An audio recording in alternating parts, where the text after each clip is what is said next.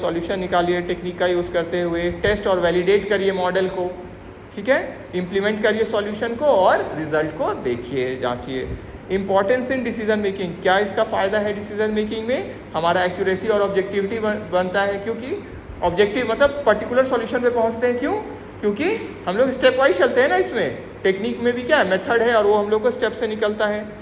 Better forecasting और planning हो पाता है, हमारा रिस्क और अनसर्टेनिटी क्या होता है, कम होता है, एफिशिएंसी को बढ़ाता है रिसोर्स यूटिलाइजेशन में, और हमको सपोर्ट करता है स्ट्रैटेजिक और ऑपरेशनल डिसीजंस लेने में, रणनीति और जो मेरा रोज का भी कार्य है उसमें भी हमको हेल्प करता है। लिमिटेशंस क्या है?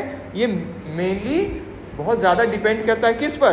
डेटा सही होना चाहिए। डेटा अगर ही सही नहीं है तो क्या होगा, रिजल्ट सही हो पाएगा नहीं। जैसे एग्जांपल आपको दिए है ना, मान लेते हैं कल एग्ज़ाम है आपका, आप सीधे पहुंच गए सेंटर, ठीक है, आप चेक ही नहीं किए, जैसे बोलते हैं ना यूनिवर्सिटी की, चेक करिए वेबसाइट, रेगुलर चेक करते रहिए।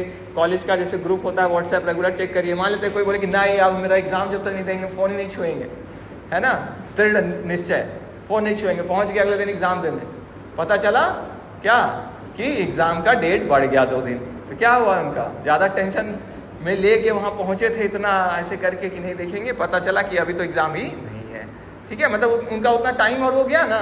हो सकता है एग्ज़ाम का रूटीन चेंज हो जाए, पहले कोई और सब्जेक्ट हो गया, प्रिपेयर कोई और कर रहे हैं, लेकिन वो तो आपका डेटा क्या होना चाहिए, करेक्ट होना चाहिए, जिससे डिसीज़न आप सही ले सके। बिजनेस में भी है ना, कोई रॉ मटेरियल जैसे कोई हमको बोल दिया ये तो मिलता ही नहीं है और हमको कहीं और से मंगाना पड़ गया, क्या हुआ, खर्च ज़्यादा हो गया उसके कारण, बाद में पता चला ये तो यहीं मिल रहा था लोकल बाज़ार में, और क्या था, सस्ता बाज़ार में मिल रहा था, तो वो तो ज़्यादा अच्छा था, हम यहीं से ले लेते, है ना। तो डेटा नहीं अगर है तो वही नॉलेज इज़ पावर जो लिखे हैं, नॉलेज इसलिए पावर है ना। अगर आपको चीज़ों का ज्ञान है तो क्या है, आप क्या है, पावरफुल हो गए, क्योंकि आप डिसीजन फिर सही लेंगे ना ज़्यादातर, है ना, ठीक है। इवन हम लोग जो नॉर्मल लाइफ में फंसते हैं बहुत सारा चीज़ में, है ना, किसी का नौकरी नहीं मिल रहा है, किसी को ये नहीं हो रहा है, और वो ज़्यादा फ्रस्ट्रेट ये सोच के होगा कि मेरे साथ ही ऐसा हो रहा है, जबकि कितने लोग हैं जिनका नहीं हो पा रहा है ना। तो जो हाथ में काम है, जैसे घर में मम्मी पापा का देखभाल करना, कोई काम कर लेना, ट्यूशन पढ़ा लेना, या अपना ही कोई बिजनेस कर लेना, छोटा मोटा ही सही, जिससे उनका टाइम तो सही यूज़ हो, तो इतना, क्योंकि अब वो है क्या, मन में बैठा लिए क्या कि हमको नौकरी ही चाहिए और यही हमको चाहिए, नहीं होगा तो नहीं, तो गलत स्टेप भी ले सकते हैं वो, है ना, जो करते हैं कुछ लोग गलत स्टेप ले लेते हैं फ्रस्ट्रेट होके।